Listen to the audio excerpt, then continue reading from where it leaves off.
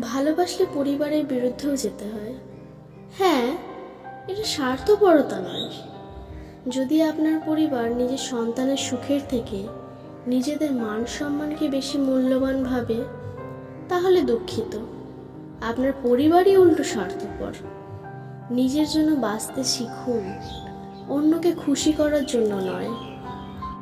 না হলে আজ থেকে 60 বছর পর একা একটি রুমে বসে ভাববেন, নিজের জন্য বাঁচলাম কই। আপনার ভালোবাসা আপনার ভুল নয়। আপনার ভালোবাসার মানুষটিকে আপনার জীবনসঙ্গী হিসেবে বেছে নেওয়ার অধিকার আপনার আছে। যদি আপনার এই সঠিক সিদ্ধান্তের জন্য আপনার পরিবার কষ্ট পায়, তাহলে পেতে দিন। ভালোবাসলে লড়াই করতে হয়। যদি এই লড়াই করার সাহস আপনার না থাকে, তাহলে দয়া করে কোনোদিন কাউকে ভালোবাসবেন না। দয়া করে পরিবারের অজুহাত দিয়ে ভালোবাসার মানুষটাকে কাঁদাবেন না।